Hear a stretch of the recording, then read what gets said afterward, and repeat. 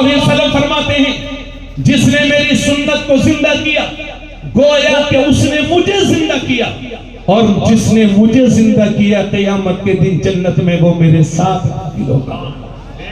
اجازت ہے تھوڑی دیر اور بول دیں؟ اصل میں برابر تقریر کرنے کی وجہ سے طبیعت میں تھکاوٹ ہے، لیکن آپ لوگوں کی حرارت ایمانی نے کچھ بولنے کا حوصلہ دیا۔ اللہ سلامت رکھے آپ کو، ہے نا؟ طبیعت تو ٹھیک ہو جائے گی لیکن معاشرہ بیمار رہ گیا تو ہم زندہ لاش سمجھے جائیں گے۔ اس لیے ہمارے کاندھوں پر یہ ہماری دینی ذمہ داری ہے کہ زندگی کی آخری سانس تک اپنے نبی کے دین کی خدمت کریں۔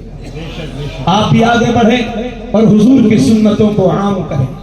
اتنی باتیں کہنے کے بعد میں اپنی قوم کی بیٹیوں سے کہوں گا، آپ کے ذریعے سے میرا یہ میسج گھر گھر تک پہنچ جائے تو میرے لیے ذریعہ آخرت ہوگا۔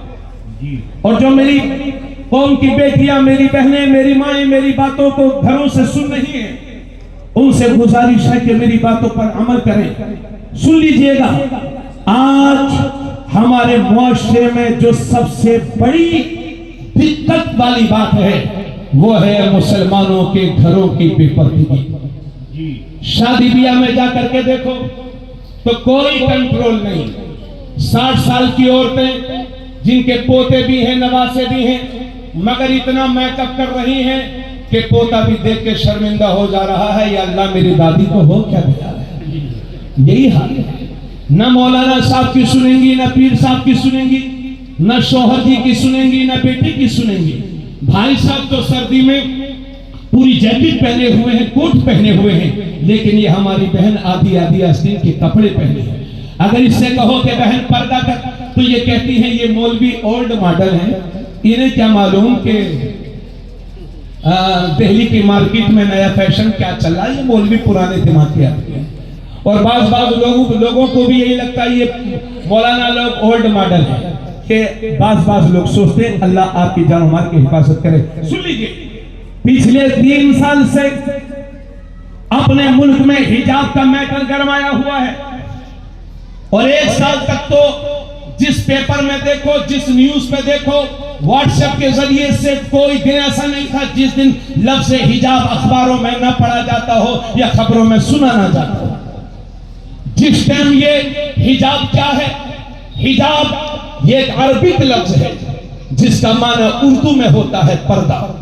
ہماری قوم کی کچھ بیٹیاں سروں کو ڈھک کر کے کرناٹک کے اسکولوں میں جاتی تھی اور پڑھتی تھی، لیکن شر پسندوں کو یہ پسند نہیں آیا، وہاں ہنگامہ ہوا، نتیجہ یہ نکلا کہ بات ہائی کورٹ تک پہنچی اور ہائی کورٹ سے سپریم کورٹ پہنچی۔ سن لیجئے گا میری بات۔ اور پھر ہم نے یہ بھی دیکھا کہ کرناٹک کے اسکولوں میں بورڈ لگ گئے ہیں، بورڈ لگ چکے تھے کہ ہمارے یہاں حجاب والی بچی نہیں پڑھ سکتی۔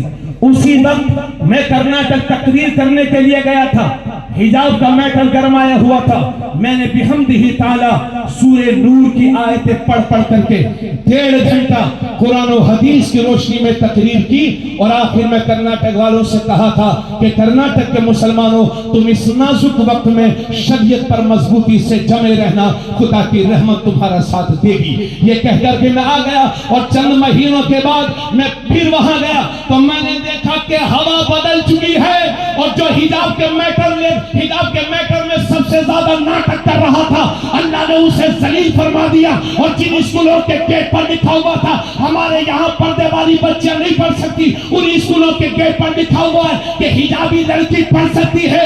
بس یہ تو آپ سے کہہ رہا ہوں، ہمت مت ہارو، خدا کی رحمت تمہارا ساتھ دے گی۔ یہ بادل ہیں وہ اڑ جائیں گے، اسلام کا جھنڈا قیامت تک لہراتا رہے گا۔ میری قوم تو اپنا راستہ سیدھا کر لے، اگر راستے میں پتھر بھی ہوں گے تو اللہ موم بنا دے گا، کانٹے بھی ہوں گے تو پھول بنا دے گا۔